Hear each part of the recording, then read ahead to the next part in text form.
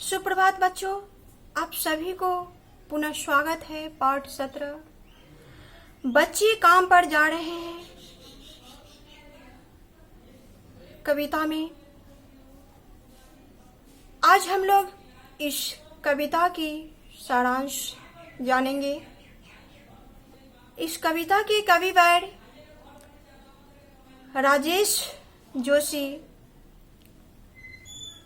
इस कविता में मानवीय दुखों, खासकर बच्चों और महिलाओं के दुखों को प्रस्तुत किए हुए हैं। कविता में भी कवि इस बात से दुखी है कि बहुत सारे बच्चे ऐसे होते हैं जिन्हें अपना पेट भरने के लिए बचपन से ही काम पर जाना पड़ता है। उन्हें पढ़ने और खेलने का मौका नहीं मिलता है। इस तरह उनसे उनका बचपन छीन जाता है और इसीलिए कविता में कवि यह प्रश्न पूछ रहे हैं कि आखिर बच्चे काम पर क्यों जा रहे हैं। इनके अनुसार यह बहुत ही भयानक है कि छोटे छोटे बच्चे सुबह सुबह स्कूल जाने की बजाय वह काम पे जा रहे हैं। उन्हें ऐसा लग रहा है कि सारे खिलौने, सारी किताबें खेलने की जगह खत्म हो गई है और इसीलिए बच्चे काम पे जा रहे हैं। सारे स्कूल और मदरसे की इमारतें भूकंप में ढह गए हैं। शायद इसीलिए बच्चे काम पे जा रहे हैं, लेकिन ऐसा कुछ भी नहीं है, क्योंकि सब कुछ आज भी वैसे ही है, मौजूद है। और कभी इसलिए और भी अधिक परेशान दिख रहे हैं कि समाज की सभी वर्गों का ध्यान इस तरफ क्यों नहीं आकृष्ट हो रहे हैं। अपने इस कविता में कवि ने बाल मजदूरी पर अपना क्रोध व्यक्त किए हुए हैं। उनके अनुसार यह बहुत गलत बात है और सरकार तथा समाज के इस बात पर ठोस कदम उठाने के लिए वह आग्रह कर रहे हैं। बच्चे काम पे जा रहे हैं। यह कविता बाल मजदूरी की ओर ध्यान आकर्षित करती है। भारत एक विशाल जनसमूह वाला देश है। यहाँ पर गरीबी और अशिक्षा का अत्यधिक विस्तार दिखाई देता है। लोग गरीबी के कारण भूखे मरने के लिए विवश हैं। धन का अभाव ही अशिक्षा को बढ़ावा देती है।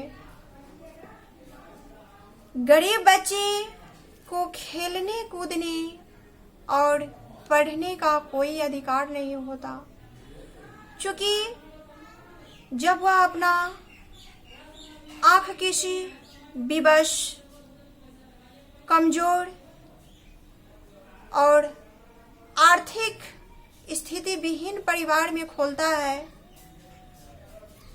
उसी समय वह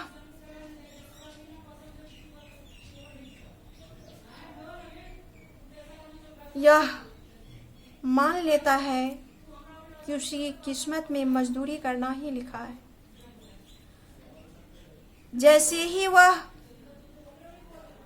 अपना होश संभालता है, ज्ञात होता है कि मैं भी इस संसार में हूँ, उसी वक्त से वह अपने पेट की आग को बुझाने के लिए पैसे कमाने की प्रयास करने लगता है। जो उम्र उस गरीब बच्चे की खेलने की, पढ़ने का होता है, उसी उम्र से वह मजदूरी करने पर विवश हो जाता है। गरीबी के कारण माता पिता भी उसका बचपन छीन कर उसके हाथों में कॉपी कलम और खिलौने की जगह उसे काम सौंप देता है।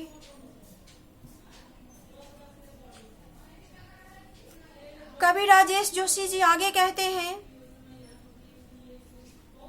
हमारे समाज में व्याप्त इस समस्या से हम सभी ग्रसित है, खासकर निम्न वर्ग और साथ में मध्यम वर्ग भी।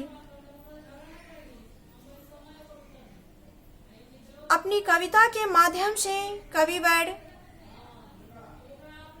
समाज को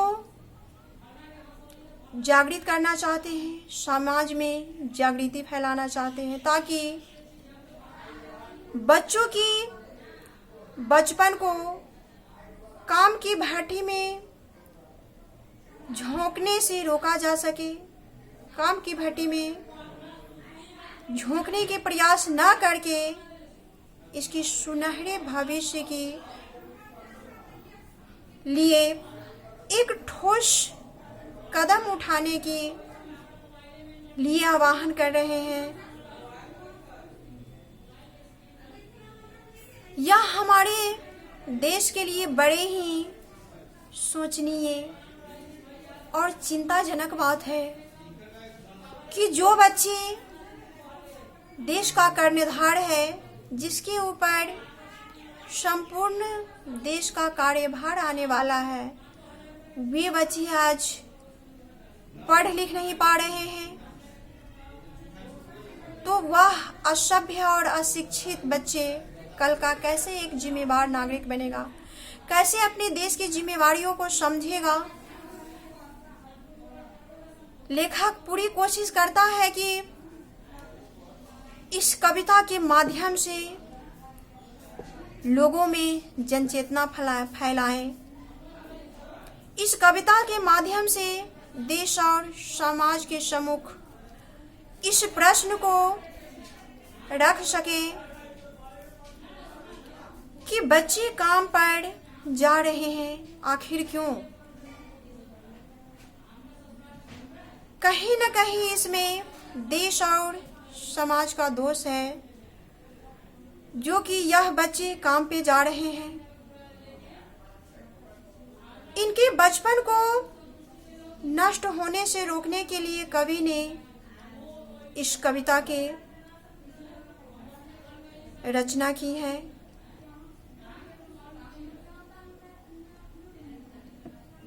मैं आशा करती हूँ कि समाज की जिस ज्वलंत उदाहरण को कविवर राजेश जी उठाए हुए हैं, इस समस्या पर समाज के सभी वर्गों का ध्यान आकृष्ट होगा, सब में जन चेतना फैलेगी और नई पीढ़ियों में भी यह संदेश दे रहे हैं कि आप भी अपने समाज में इस संदेश को फैलाएं और उन छोटे छोटे बच्चों को काम पे ना भेजकर इन्हें उचित शिक्षा दें, इनका मार्गदर्शन करें। तो बच्चों, मैं आशा करती हूँ बच्चे काम पे जा रहे हैं। कविता सारांश आप सभी को समझ में आया होगा। धन्यवाद।